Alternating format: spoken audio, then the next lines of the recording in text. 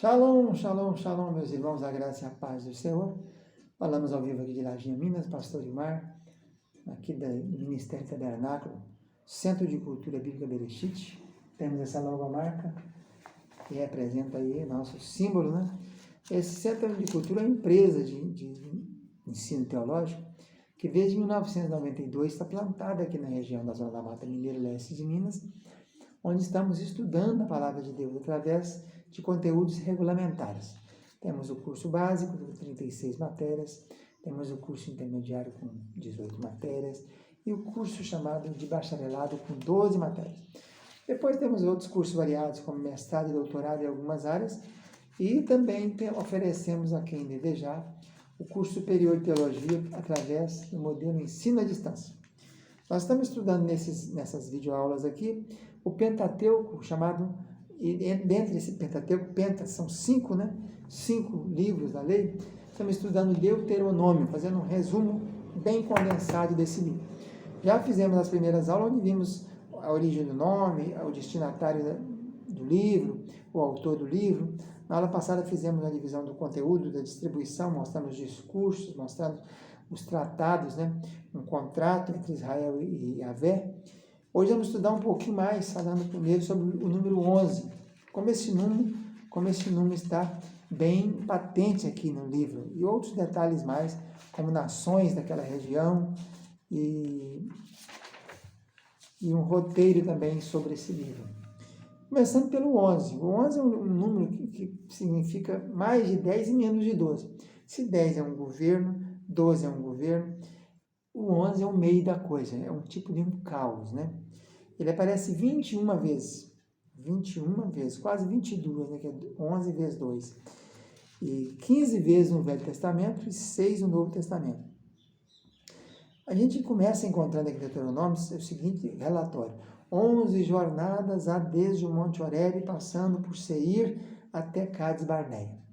Então vai começar a falar do período do caos, quando o povo não acreditou, não creu no livramento que Deus podia dar para que eles tomassem a terra prometida. Então começaram a ir para aquela região de Cades Barneia, em torno do Monte Horebe, por ali, onde ficaram rodando 38 anos, que seria já um início de caos, né?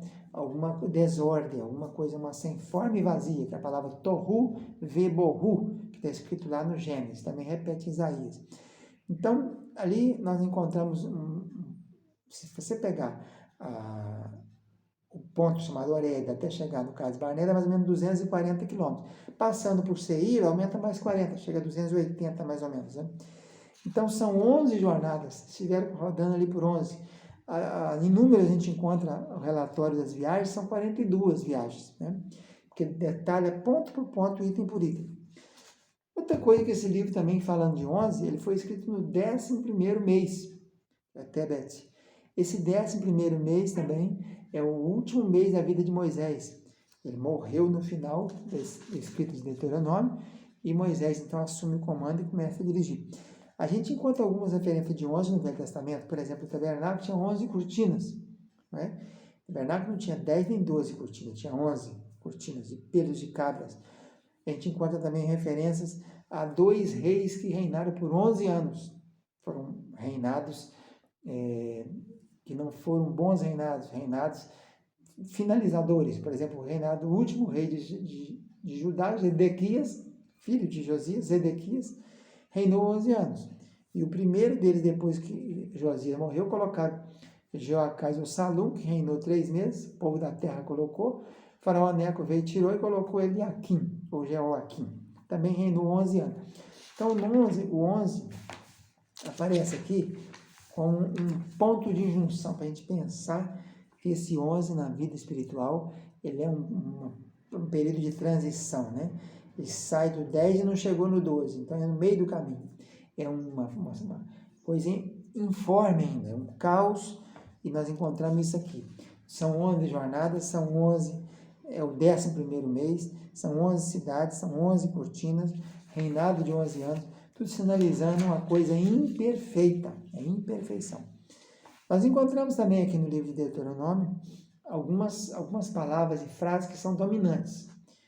Então, a gente encontra, por exemplo, a falar entra e possui, aparece 35 vezes esses dois bloquinhos. Entra e possui a terra. E juntamente com ela aparece muito a frase, a terra que o Senhor te deu. Aparece 34 vezes. Então, entra e possui a terra que o Senhor te deu.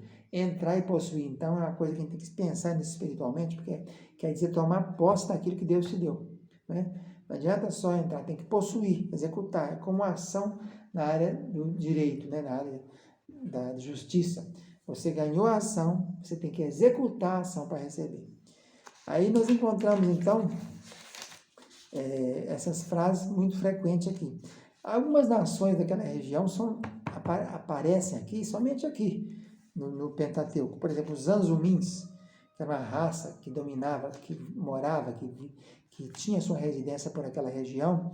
Anaquins, Emins, Refaíns, essas terminações ins aqui no hebraico, e M é a terminação de plural. Quando aparece enes, mas geralmente são gigantes. A Bíblia diz que havia gigantes antes do dilúvio e depois do dilúvio. Essa conversa que diz aí que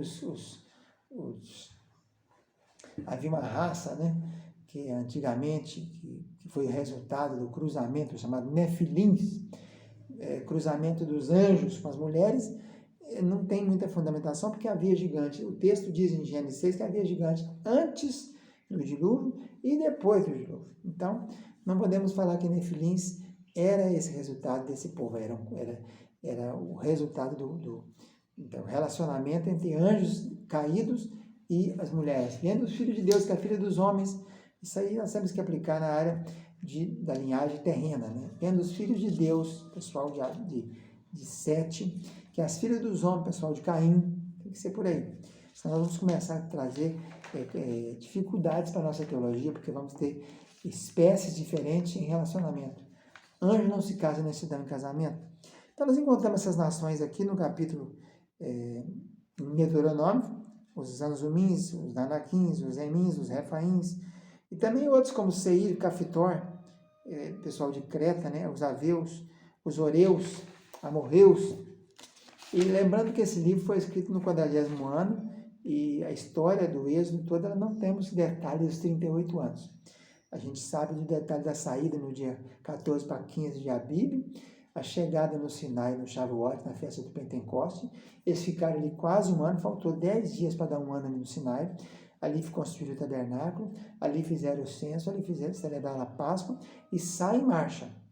Logo depois eles mandam os espias fazer a inspeção na Terra Santa, eles voltam com o relatório negativo, aí para a história.